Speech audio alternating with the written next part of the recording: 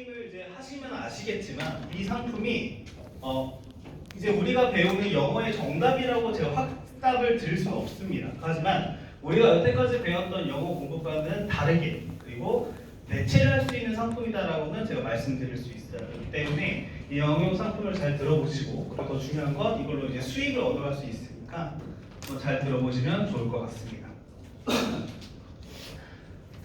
자, 혹시 이 말을 알고 계신지 한번 보도록 할게요. 혹시 이 얘기 들어보셨나요?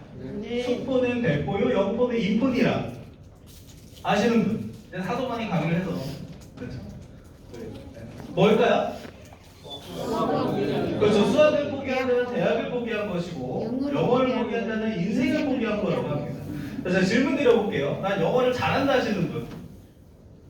그렇죠. 여기 다 인생 포기자가 분들이시죠, 그렇죠? 네. 포기는 안 했어요. 포기는 안 했어요, 그렇죠? 맞는 말씀입니다. 내가 인생을 얼마나 열심히 살았는데 영어를 못한다고 인생을 포기한다고 합니까, 그렇죠? 네. 근데 미혼이 남성이신 분들 손 한 번만 들어주세요. 미혼이 남성이신 분들, 남성, 여성 말고요. 남성성을 가진 여성분들 말고요. 미혼이 남성이신 분들 영어를 못하시죠? 대답을 안 해요, 그렇죠? 네. 이런 분들은 인생을 포기한 게 맞습니다. 이해를 왜 그런 일이 알려드릴게요. Привет, красавчик. Хочешь, я оставлю тебе свой номер телефона? телефон? 못 빌려줘요. 쏘리. Ну, 아, 나 연락처 좀 주는다. 굿폰.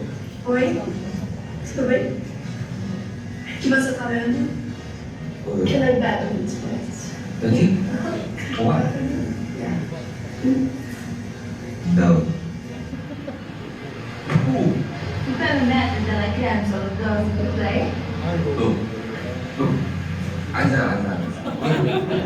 Excuse me, hi, I was watching the other day after you come to one of your drinks later. No. 바이 택시. 미안. 쏘리.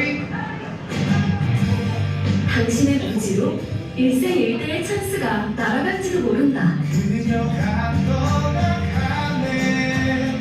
자, 이것처럼 아직 미혼이 남성이신 분들은 빨리 영어 공부를 해야 됩니다. 그다음에 라텍스만 사지 마시고요. 사실 저도 이런 말씀 드리기 좀 뭐하지만 저희가 대한민국 그 20대 여성분들 별로 이게 인기가 많진 않습니다. 저도 알는데 제가 동남아 가면 인기가 엄청 많아요. 중요한 건 남자들한테 인기가 많아요. 이상하게 게이분들이 그렇게 제 번호 달라고 하시는데 저도 어쨌든 간에 더 많은 넓은 견문을 쌓으려고 지금까지 영어 공부를 하고 있는데 남성분들만 뿐만이 아닙니다. 미혼이 여성분들 잘 보셔야 돼요.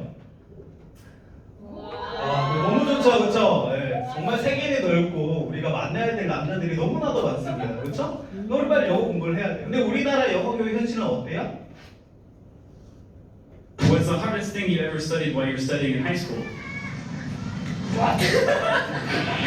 So we're here in Seoul today, and we're asking people about English. Obviously, English is a big thing here in Korea. Everyone wants to study it. Everyone has fun with it. We want to see how actually good they are, how good they actually are, if they can actually talk to us. So we're going to find some people out here while we're talking to them. And we're going to see if they can actually pass a pretty simple English quiz and see if they can actually have fun while we do it. So we hope you guys enjoy it. It should be fun. Let's go.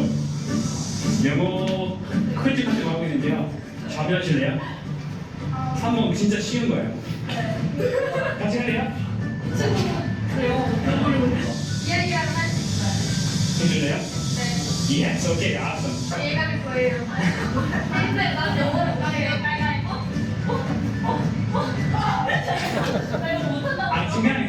그냥 안 해도 돼요. 진짜요. 그러면 먼저는 What is your name? My name is 좋아요. What is your name? 성민지. What is your name? 김수현. Good. How old are you?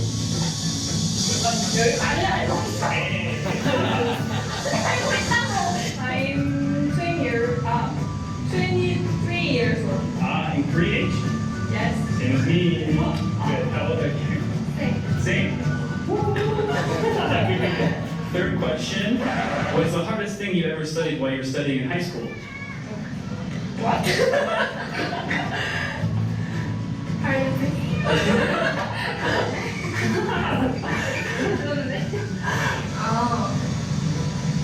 Oh.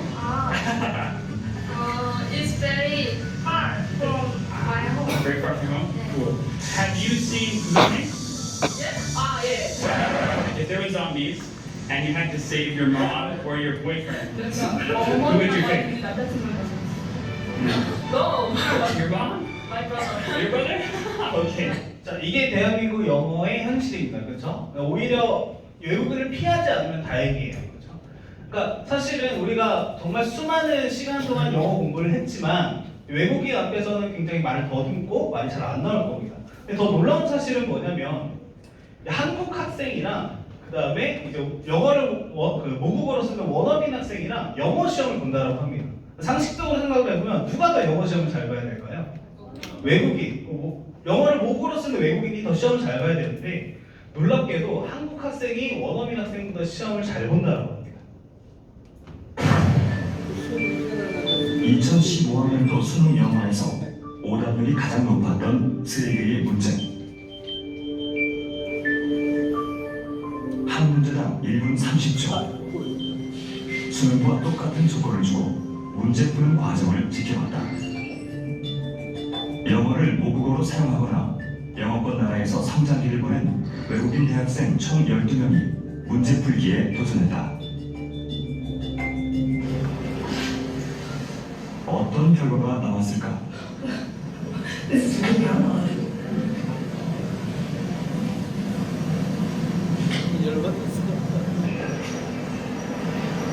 문제를 받아본 외국인들은 당황한 태세를 감추지 못했다.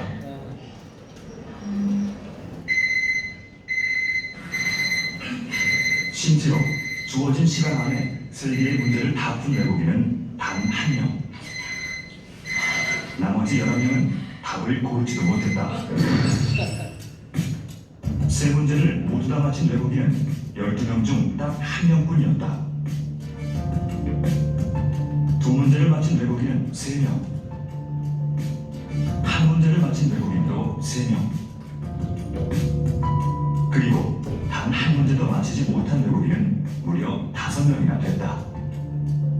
I'm pretty sure that to read all of that in that short time period, even as a native speaker, that was very difficult. I think it would be very good at English. Yeah, I think it's amazing. Studying languages in England, the tests that you do are definitely not that high, like standards of proficiency. So I think it's very, very difficult for high school students. 어떻게 보셨습니까? 그러니까 이들은 모두 영어가 모국어이거나 또는 영어권 나라에서 성장기를 보낸 그리고 대학교까지 받은 그러니까 소위 엘리트 학생들입니다. 그런데 수능 영어 문제를 모두 맞힌 외국인이 저 중에 단 1명뿐이었습니다. 게다가 문제를 하나도 못 맞춘 외국인이 12명 중에 5명이었습니다. 자, 외국인도 쩔쩔맨 이 문제들 우리 아이들은 잘 풀었을까요? 놀랍게도 10명 중에 6명이 다 맞췄습니다. 그러니까 어쩌다가 이런 결과가 나왔죠? 그러니까 우리 아이들 영어 실력이 원어민보다 뛰어난 겁니까? 아니면 뭔가 특별한 비결이 있는 건가요? 자, 굉장히 아이러니한 상황이 발생이 됐죠. 우리 전에 영상을 봤을 때도 외국인들 앞에서는 말 한마디를 못하는데 영어 시험을 보니까 원어민보다 시험을 잘 본다라고 해요. 왜 그러냐면 대한민국에서 영어 공부를 투자하는 영역을 봤더니 우리가 70%를 독해를 공부를 합니다. 그리고 단어를 외우죠. 15% 단어를 외우고 문법 주의하죠. 그러니까 12% 문법 공부를 하고 우리 수능 영어에 듣기 문제가 나오니까 듣기 공부를 해요. 근데 가장 중요한 건 영어는 언어인데 언어의 중 하나인 우리는 말하기 영역에 대해서는 단 한 번도 공부를 해본 적이 없어요. 그렇죠? 네. 그러다 보니까 우리는 시험은 잘 볼지 모르겠지만 말을 할 줄을 모르는 거예요. 실제로 미국 교육평가원이 조사를 해보니까 한국인의 영어 읽기 순위가 35위라고 합니다. 굉장히 높은 순위예요. 근데 한국인의 영어 말하기 순위는 121위라고 해요. 이 121위라는 순위는 우리가 흔히 생각하는 저 아프리카의 멀리에 있는 소말리아 아시죠? 르완다 혹시 아세요? 네. 거기 있는 나라보다도 못한 순위라고 합니다. 굉장히 좀 심각한 그 문제인 거죠. 근데 더 놀라운 사실은 우리는 영어 사교육비를 10조 원이 넘는 돈을 써가면서 영어 공부를 했어요. 그런데 왜 우리는 이런 현상이 일어났나 봤더니 한국인 대부분이 영어를 의사소통 목적이 아니라 학교 성적 올리기 위한 수단으로, 내 스펙을 쌓기 위한 수단으로 공부를 했기 때문에 점수는 올라도 실력은 늘지 않는다라고 했습니다. 영어 교육의 확실한 목적과 방향성을 세우지 않으면 우리는 결국에 밑빠진 독에 물붓기식과 똑같다라고 합니다.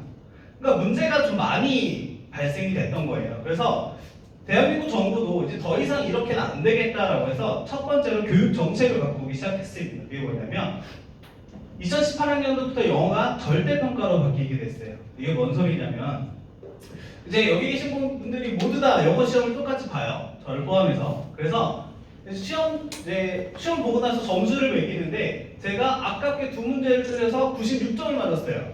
네. 그럼 솔직히 잘 본 거죠. 그렇죠. 잘 본 거죠. 근데 영어 시험이 너무 쉬워서 저 빼고 여기 분들은 다 100점을 맞았어요. 그럼 전 몇 등이에요?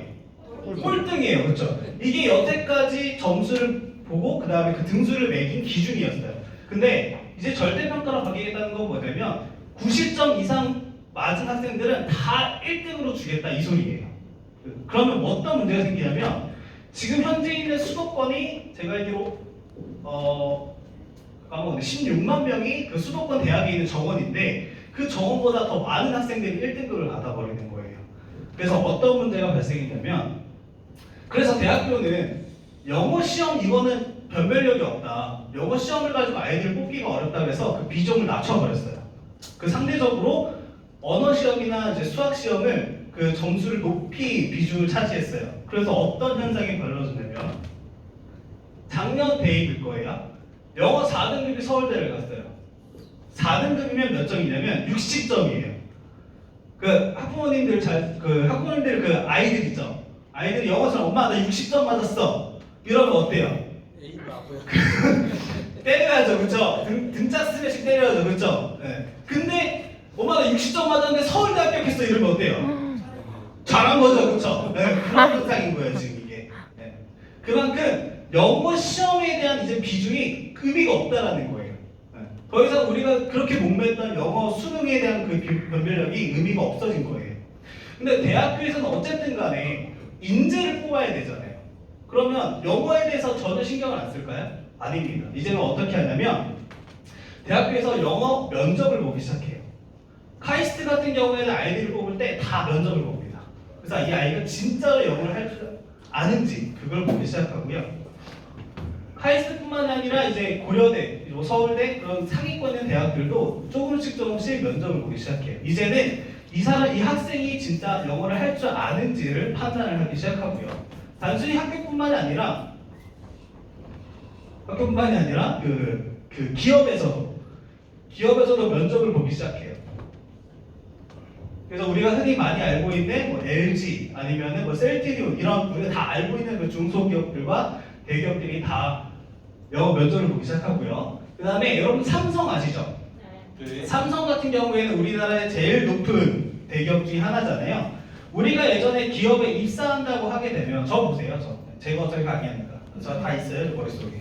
그래서 그 삼성이를 우리가 기업 입사하면 예전에는 그 시험 그 점수를 내야 됐어요. 그게 뭐냐면 우리가 여태까지 쎄빠지게 공부했던 토익이나 토플 같은 시험이었어요.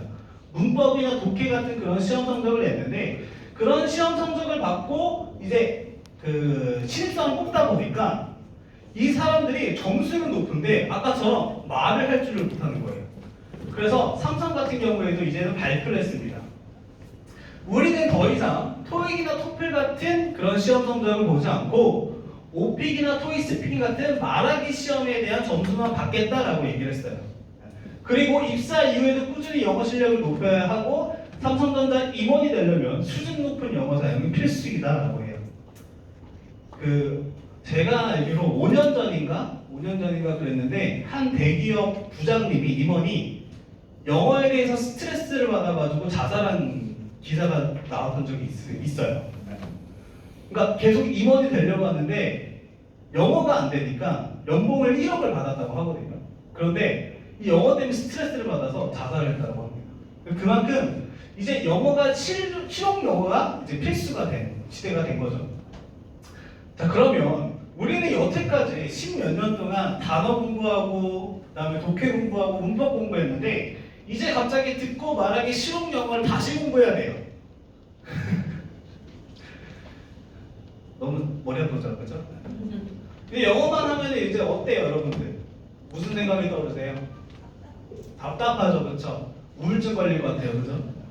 스트레스 쌓이고 울렁증 생기고 이제 회피하게 되고 아무 생각이 없고 시험 점수 보면 좌절하게 되고 엄마는 분노하며 그다음에 공부하라고 아빠 보고 절망감에 우울해서 술을 먹게 되죠, 그죠? 항상 똑같은 레퍼토리예요. 자, 근데 요즘 되게 특이한 사람들이 많이 발생합니다. 야, 요즘 누가 영어를 배우냐? 요즘 번역기가 얼마나 좋아졌는데 스마트폰 다 있고 거기 안에 번역기 다 있어. 나 번역기 하나로 해외여행도 갔다 왔어. 이런 분들이 굉장히 많아요. 네, 그렇죠? 근데 실제로 4차 산업혁명이 진행되면서 번역기 기술이 굉장히 좋아졌습니다. 그래서 거기에 있는 여기 보세요. 그러니까 이제 인공지능 번역기 시대가 발생이 된 거예요. 저 충격적인 건 번역기 기술이 하도 좋아서 인공지능 반려동물 번역기가 개발 중이라고 합니다. 이제는 이제 우리가 키우는 이제 강아지, 고양이와도 이제 얘기를 할 수 있는 시대가 조만간 올 거예요. 정말 피곤하지 않을까요? 주인 왔어, 밥 줘. 이렇게, 그죠? 주인 산책 가야 되지 않을까? 나 너무 피곤. 이런 시대가 올 수도 있는 거예요. 진짜 올지 모르겠지만. 네. 그만큼 기술은 점점 더 발전하고 있다는 걸 나타내고 있습니다. 그 중에서도 이제 번역기의 대표적인 것이 네이버에 보이는 팝하고 중국의 바이두, 전 세계적으로 많이 쓰는 구글 번역기가 있는데요. 우리 구글 번역기를 살펴보자면 전 세계에 있는 나라의 99%의 언어인 103개 언어를 다 번역을 할 수 있다고 해요. 그리고 한 달에 5억 명이 쓰고요. 하루에 1,400억 개의 단어가 번역된다고 합니다. 가장 많은 데이터를 가지고 있고요. 가장 빠르게 발전하고 있는 것이 구글 번역기예요.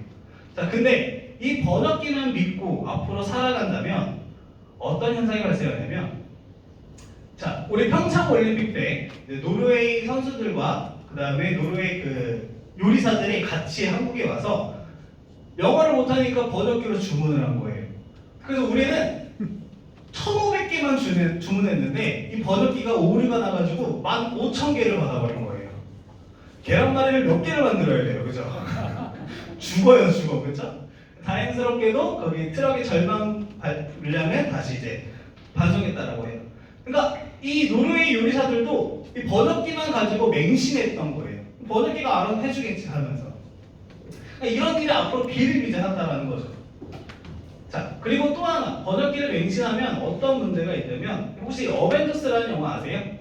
많이들 보셨을 거예요. 젊은 사람들이랑 이제 아이들이 좋아하는 건데, 여기 이게 외국 영화인데 어쨌든 간에 번역을 해야 되잖아요. 그 번역 결과가 구글에서 번역한 거와 똑같다라고 합니다.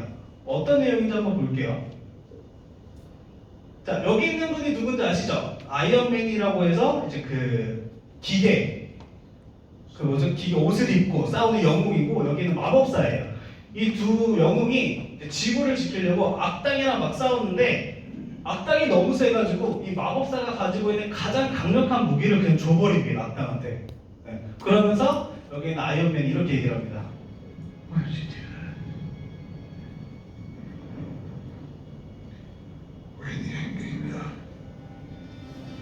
자, 이렇게 실제로 대한민국 영화 상영관에 이렇게 그 영화가 영화가 나왔어요. 실제로 어떻게 말했는지 보면은 아이언맨이 이렇게 해요. Why did you do that? 너 왜 그랬어? 이렇게 얘기를 합니다. 그리고 여기 있는 마법사가 We are in the end game now라고 얘기를 해요. 그러니까 이거를 그대로 번역하니까 엔드 게임이 뭐예요? 끝났다. 여러분들 게임 좋아하세요? 게임하고 게임 종료되면 뭐라고 해요? 엔드, the end 이렇게 나오죠.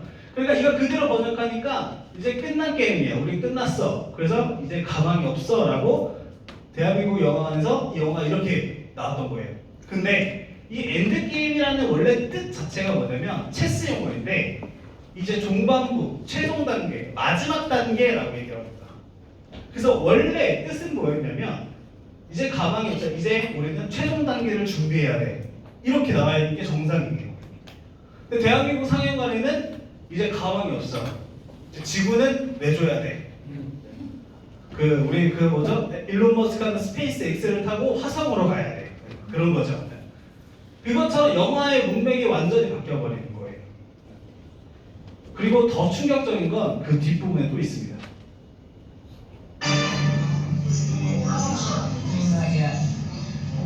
Spanish satellite on both hemispheres is still open. What is it? Multiple buildings. A whole coda. Same energy signal straight from New York. 10 times bigger. Stop flying.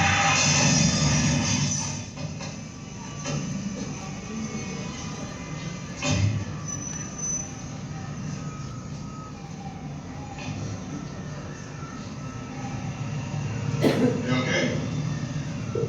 There's no one here.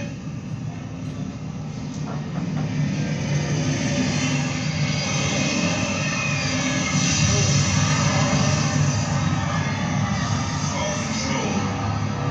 Code red. Vic, No.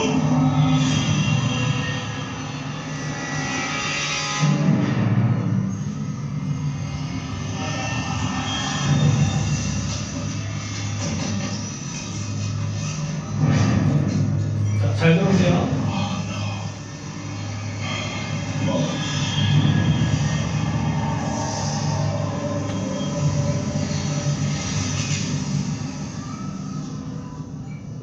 자, 이러면서 영화가 끝납니다. 영화가 끝나요. 진짜 지구의 종말이 온 것 같죠? 그렇죠? 네. 자, 이게 어떤 내용이냐면 제가 아까 말씀드렸다시피 그 마법사가 가장 강력한 무기를 빼앗겼다고 그랬죠. 네. 그 다음에 그 악당이 지구에 있는 절반의 인구를 다 없애버리고 있는 거예요. 네. 그래서 여기 있는 사람들 한 명 한 명씩 사라진 겁니다. 근데 여기 있는 마지막에 나왔던 그분이 방금 이상 삐삐 같은 거를 들고 뭘 전송하면서 나중에 뭐라 그래요? 어머니 이러고 하죠. 네. 무슨 뜻일까요? 어머니 살아계시는지 삐삐 보내는 거죠. 그렇죠? 자, 이분이 뭐라고 했냐면 맞아 하면서 사라져요. 그러니까 대한민국 상영관에는 실제 대한민국 상영관에서 나왔던 내용이야. 어머니라고 해석되면서 끝나요 영화가. 이 뭔 내용이에요, 그렇죠? 갑자기 효심이 발동돼서 그렇죠? 네. 이분이 원래 하고자 했던 말이 뭐였냐면 잘 들어보세요.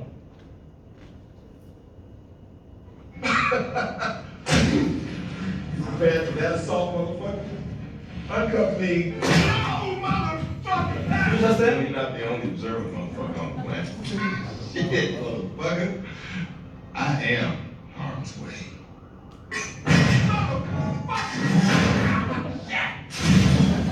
자, 원래는 이런 걸 얘기하려고 했던 거예요. 그래서 말해서 motherfuck이라는 그런 원래 욕입니다. 욕. 우리로 따지면 그 씨 이거. 네. 원래 이런 걸 했던 거예요. 근데 그게 문장이 뭐냐면 mother 이거예요. 근데 하필 그 뒤에 그 전에 있던 영화에서 mother 하면서 사라졌으니까 mother만 그대로 해석하면 무슨 뜻이 돼요? 어머니. 그러니까 대한민국에서는 어머니라고 해석이 되면서 영화가 끝난 거예요. 네. 이게 번역계의 가장 큰 오류 중에 하나입니다. 앞뒤 문맥에 상관없이 그 문장 그대로만 번역을 하기 때문에 이런 현상이 발생되는 거예요. 이게 쉽게 설명드리자면 우리나라로 따지면 이런 내용이에요. 예를 들어 저희 어머니가 전라도 분이세요. 요리를 굉장히 잘하세요. 드셔본 분들은 아시겠지만 그래서 제가 외국인 친구를 집으로 초대를 해서 저희 어머니가 해주는 음식을 맛있게 같이 먹었어요. 그래서 제가 먹었던 음식을 이제 싱크대에 갖다 놓으려고 접시를 들고 가는 순간 쨍그랑 하고 놓쳤어요. 근데 우리 어머니가 한마디 합니다. 원래 하나 들으세요. 아 잘한다 잘해. 그 접시 다 깨버리지 그래? 이렇게. 그럼 그걸 들은 제 이제 한국어를 조금씩 알고 있는 제 외국인 친구는 아 이게 대한민국의 문화구나. 음식을 맛있게 먹었으면 깨는 게 문화구나. 칭찬을 받네? 이렇게 생각을 할 수도 있어요. 자 그래서 이제 외국인 친구가 밖에서 음식점에서 맛있게 밥을 먹고 음식점에서 접시를 깨기 시작해요. 그럼 어떻게 될까요? 경찰서 가죠, 그죠? 네, 경찰서 갑니다. 이게 뭐냐면 반어법이라고 하는 우리나라 문화 중에 하나입니다, 그렇죠? 네. 그런 걸 가지고 이게 언어에는 사실은 문화적인 요소가 굉장히 많이 들어가 있습니다. 네. 근데 그런 걸 다 고려하지 않는 것이 바로 번역의 가장 큰 오류예요. 제가 저번 주에 저희 제 관리하는 학생집을 갔었는데 굉장히 공부를 열심히 해요. 그래서 그 엠모임을 그 공부하시는 여러분들 아실지 모르겠지만 선생님들이 항상 질문하는 게 있어요. 원어민 선생님이 너 오늘 뭐 먹었어?라고 물어봅니다. 그렇죠? 네. 저녁이면 뭐 먹었어?라면 그래서 그 학생이 뭘 먹었는지 한국 음식을 설명할 수 있는 방법이 없는 거예요. 그래서 어느 날은 나 오늘 이거 먹었으니까 이걸 미리 적어놔야겠다고 구글 번역기에 검색을 했대요. 그리고 그거를 이거 공부를 되게 열심히 해요. 그래서 자기가 매일 먹었던 그 음식 메뉴를 포스트잇에 적어서 벽지에다가 붙여놓는 거예요. 되게 칭찬을 해줘요, 그렇죠? 그래서 제가 오늘 정말 열심히 한다 그래가지고 어떤 메뉴를 먹었나 보니까 한 메뉴에 그렇게 써있어요. 펌킨 월 이렇게. 그 펌킨 월이 뭐지? 이렇게 보니까 그 밑에 써있어 호박전 이렇게. 호박전을 적어놓고 밑에다가 펌킨 월 이렇게 쓴 거예요. WAR 월 전쟁 이걸 적은 거예요. 그러면서 그걸 포스트를 다 붙여놓은 거예요. 그래서 너 이거 어떻게 알았어? 그러니까 구글 번역기 검색을 했대요. 여러분들 쉬는 시간에 구글 번역기 검색해보세요. 호박전 쓰면 진짜 펌킨 월이라고 나옵니다. 아이는 그게 당연히 단어인 줄 알고 그렇게 공부하고 외웠던 거예요. 이게 가장 큰 번역기 중에 오른 거 하나가 이거인 거죠. 그리고 번역기의 가장 한계가 뭐냐면 지금도 우리가 계속 여러분들 저도 마찬가지겠지만 신조어들 있죠. 10대들이 쓰는 20대들이 쓰는 그 신조어들 그 신조어들을 다 업데이트할 수가 없는 거예요. 왜냐하면 그런 신조어들은 금방 나왔다가 또 사라지기 때문에 제가 지금 약간 좀 조시는 분이 계시고 집중이 안 되시니까 제 신조어 그흔히 말해서 인싸되는 법을 알려드릴게요. 몇 가지 말씀드릴게요. 혹시 자만추라고 아세요? 네. 자만추 아세요? 네. 20대들만 알고 있죠, 그렇죠? 네. 자만추가 뭘까요? 자연스러운 만남. 그렇죠. 자연스러운 만남을 추구한다 이 소리예요. 너 소개팅 할래? 야, 너 이번에 좋은 그 여자가 남자 만나고 싶다는데 소개팅 할래? 그러면 나는 자만추야. 뭐 자만추가 뭐야? 자기만족 추구야 뭐야? 그러니까 자기는 자연스러운 만남을 추구한대요. 개소리죠, 그렇죠? 자, 이것도 있어요. 저는 이거 진짜 몰랐는데 저도 진짜 이거 충격 먹었어요. 여러분 알, 잘, 딱, 깔, 센 뭔 소리인지 아세요? 아세요? 알, 잘, 딱, 깔, 센 아무도 모르죠? 저도 몰랐어요. 전혀 감도 안 오시죠? 이거 진짜 많이 쓴대요 요즘에. 그렇죠. 알아서 잘, 딱, 깔끔하고 센스 있게 이런 뜻이래요. 팀장님 이거 어떻게 처리하면 될 거야? 에이, 알, 잘, 딱, 깔, 센 이렇게 하면 돼요. 알아서 잘, 딱, 깔끔 있고 센스 있게 처리해 이렇게 소리예요. 이런 거를 우리 10대들이나 20대 초반으로 굉장히 많이 쓰고 있대요.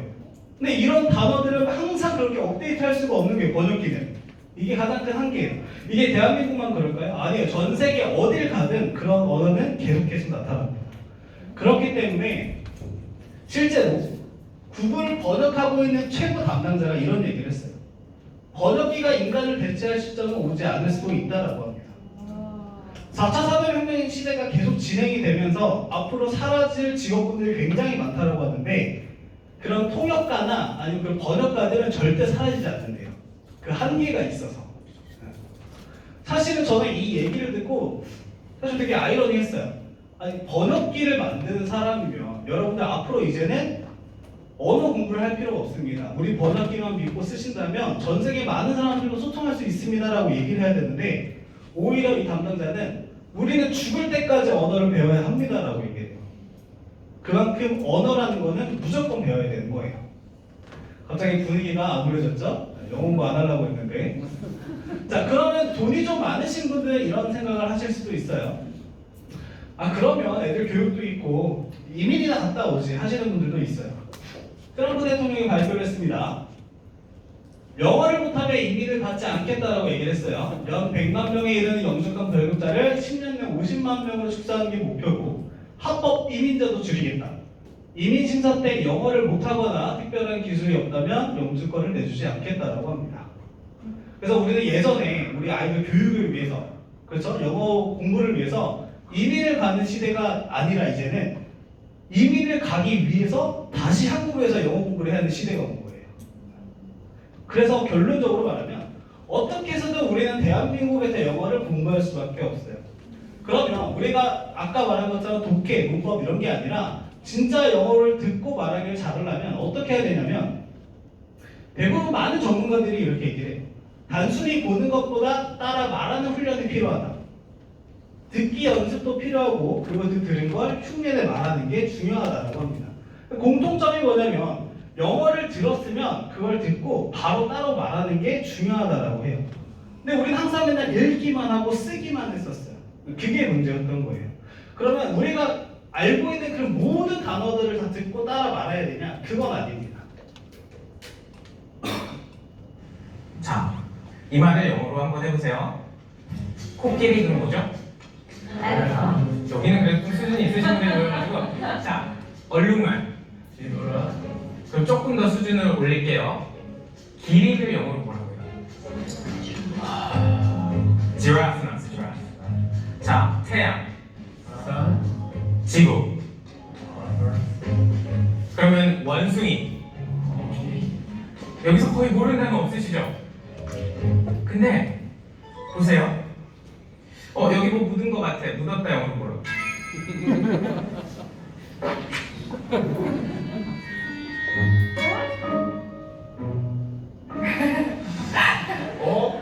이거 안 지워지는데 그럼 어떻게 돼요?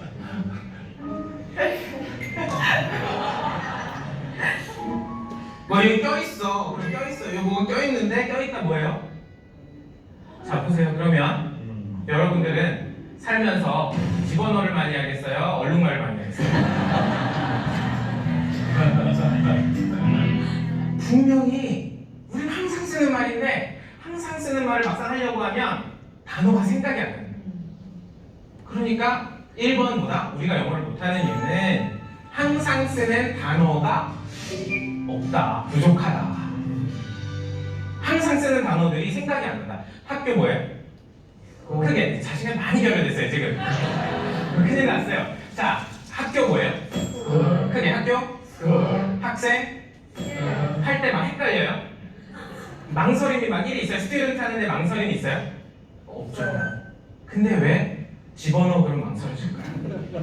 야 이거 좀 치워 하는데 망설여져. 내 가방 거기다 놓고 가세요. 그러면 my bag 오케이, my bag 오케이, here 오케이. 근데 제가 이걸 왜 그런지 생각해봤어요. 그랬더니 우리가 어렸을 때 외국 사람들이 배우는 식의 영어를 배운 거예요. 외국 사람들이 배우는 영어. 제가 지금 딸이 6살, 아들이 3살이거든요. 애들이 한국에서 한국어를 배우는 과정을 보니까 다들 사과, 코끼리, 얼룩말 이런 걸 카드로 놓고 배우더라고요. 집에 벽에 붙여있고. 그러니까 미국 애들도 영어를 배울 때 어떻게 배워요? 그렇게 배우겠죠. 근데 우리 아들한테 집어넣어를 가르쳐주진 않아요. 놓고아를 가르쳐주지 않고요. 내려놔를 가르쳐주지 않고요. 치워봐를 가르쳐주지 않아요. 한국어를 가르쳐줄 때. 얘는 그냥 그걸 자연스럽게 습득하는. 근데 얘가 한국어를 배운다라고 할 때 우리가 아이들이 어린이집이나 유치원에서 배우는 건 코끼리, 사자 뭐 이런 것들이에요. 그러니까 외국 애들이 영어를 배운 것처럼 우리나라 사람들이 영어를 배웠더니 앞단이 싹 빠지는 거예요. 자, 이게 가장 큰 문제예요. 그러니까 우리는 항상 어떤 언어를 배울 때 말한 것처럼 낱말 카드 이런 걸 가지고 뭐 코끼리, 사자 이런 걸 배우는데 실제적으로 그렇다고 해서 우리 아이들이 코끼리, 사자만 아는 건 아니에요. 일반적으로 엄마나 아빠가 듣는 그런 모든 그런 말도 다 들으면서 따라 말하고 일상 표현이 가능한 거예요. 근데 그런 방식을 똑같이 영어로만 했더니 영어로는 낱말만 알게 되고 일상적으로 쓰질 않으니까 결국엔 낱말만 알게 되는 거죠. 우리가 지금 아는 것처럼. 그래서 가장 중요한 건 뭐냐면 영어를 가지고 계속 말을 하면서 소통을 해야 되는 게 가장 중요한 거예요. 근데 실제적으로 요즘에 유학이라고 하죠. 유튜브 한 분이라고 하죠. 요즘 유튜브나 이런 거 하면은 영어 표현들이나 영어를 공부할 수 있는 그런 콘텐츠들이 굉장히 많습니다. 그리고 여기뿐만 아니라 실제로 우리나라에서 유명한 외국인들이 자기 그런 콘텐츠를 가지고 직접적으로 영어 표현도 알려주고 해요. 여러분 다 보셨죠? 네. 다 보셨을 거예요. 근데 이거 하면 많이 늘어요? 안 늘어요, 그렇죠? 이걸 결국엔 쓸 데가 없어요. 외국인을 뭐 데리고 와서 말할 수 있는 것도 아니고. 그래서 사실 가장 중요한 건 뭐냐면 결국에는 원어민들과 직접적으로 소통을 하면서 그리고 가장 중요한 건 1대1로 하는 게 가장 효율적입니다. 그래서 제가 말씀드리는 것이 바로 이런 엠보임이라는 프로그램이에요. 엠보임 같은 경우에는 실제적으로 첫 번째는 화상영어라는 장점이 있는데요. 여기는 선생님이 있고요. 원어민 선생님과 학생이 있어서 실시간으로 1대1로 소통하면서 영어를 배웁니다. 그리고 중간에 교재가 띄어져 있고 그렇게 공부를 하고 있는 건데 저희 원어민 선생님들 같은 경우에는 필리핀 선생님이세요. 그래서 마닐라와 세부 두 곳의 교육센터를 보유하고 있고요. 가장 중요한 것은 교사 자격증을 보유하고 있습니다.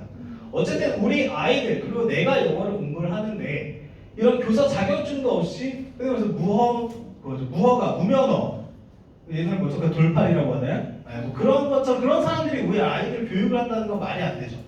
그것처럼 교사 자격증을 보유하신 분들만 저희는 강사님을 뽑고요. 첫 번째는 서류 심사, 면접, 실기 평가를 보고 한 달 동안 교육 트레이닝을 시킵니다. 그래서 기본교육, 바른교육, 보수교육, 그리고 대한민국 문화교육까지 시키고 그리고 강사 관리를 할 때 철저하게 합니다. 그래서 정말 이 강사님이 잘한다 그러면 인센티브를 많이 주고요. 이 강사님이 컴플레인이 많이 들어온다면 바로 잘라버립니다. 이런 식으로 강사 관리를 하고 있어요. 그런데 대한민국 어머님들이 저희 선생님들은 필리핀 선생님입니다 이러면은 고개를 갸우뚱하세요. 왜 그러냐면 대부분 이렇게 생각을 하실 거예요. Check your Skype ID and it's not correct. Not found. Yes. What is your Skype ID? 자, 더 이상 보지 않겠습니다. 사실 엠보잉은 우리 임원들 상을 줘야 되는데. 자, 이분이 흔히 말해서 저희 업체는 아닙니다. 굉장히 저렴한 타화상용 업체예요.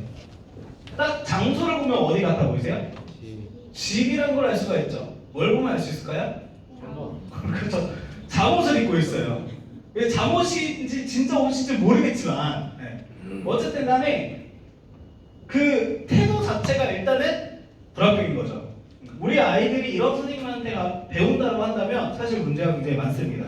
그리고 또 두 번째는 뭐냐면 그 필리핀의 그 특유의 발음이 느껴지고 있어요. 이런 아이들한테 아이들이 영어를 배우면 큰 문제가 생깁니다. 저희 선생님은 어떠냐면 발음 한번 들어보세요. Hi, I hope you're having a great day. I am teacher Carolyn. I graduated from the University of Cebu with a degree of Bachelor in Secondary Education. My major was English. My previous job was also an ESL teacher. I handled Korean and Japanese. I find this job very fulfilling and so challenging. Being sweet and cheerful comes naturally when I handle my classes. Because 자, 실제로 여기 있는 선생님들이 저희 선생님이세요. 아까 봤던 그 필리핀 선생님이랑 완전히 다르죠. 발음부터가 다르고요. 기본적으로 그 자격증을 가지신 분들을 뽑기 때문에 강사의 클래스가 다르고요. 이런 강사님들을 통해서 우리 아이들이 수업을 하고 있고요. 자, 두 번째는 화상영어의 장점을 보여주는 동영상인데 이 아이가 수업을 하다가 It was 갑자기 good. 모르는 단어가 Oh, 나와요. what did you do? I went to go. 뭔가 얘기를 하고 싶은데 생각이 안 나요. Oh, yeah. You went to playground. No. Shoo. Oh, right. Like Everland? Yes. Oh, amusement park. Okay. 자, 이게 화상영어에 가지고 있는 가장 장점입니다. 자, 첫 번째는 뭐냐면 이 아이가 뭔가 얘기를 하려고 하는데 단어가 생각이 안 나요. 그러니까 슝 하니까 선생님이 에버랜드 이렇게 단어를 하는 거죠. 그렇죠? 이게 화상영어의 장점 중에 하나가 왜 그러냐면 요즘에는 전화영어도 굉장히 많이 늘어나고 있어요. 전화가 많이 늘어나고 있는데 예를 들어 전화영어를 하고 있는데 내가 모르는 단어가 나와요. 모르는 단어가 갑자기 생각이 안 나요. 이거 어떻게 설명하실 거예요? 그렇죠? 그럼 우리 다음 시간에 만나요. 다음에 알아올게요. 이러면서 끊으실 거예요? 아니잖아요. 여기 화상영어가 가질 수 있는 가장 큰 장점이 바로 언어를 다 집어넣을 수가 있는 거예요. 사실 언어라는 것은 내가 말도 언어가 될 수 있지만 우리 눈빛, 그다음 표정, 그다음에 몸짓 이게 다 언어에 통틀어서 있는 겁니다. 그렇죠? 그 모든 걸 담아낼 수 있는 것이 바로 화상영어예요. 그리고 두 번째는 뭐냐면 요 선생님은 원어민 선생님이세요. 근데 뭐라고 말씀하셨냐면 에버랜드라고 얘기를 하셨어요.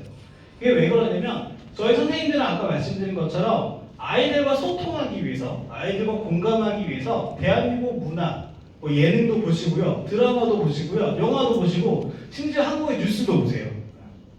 실제로 저도 수업할 때 제가 한국에 갑자기 큰 이슈가 터졌는데 저도 모르고 있었는데 선생님이 알려주셨어요. 필리핀 원어민 선생님이 한국에 있는 학생한테 한국의 뉴스를 알려주셨어요. 그런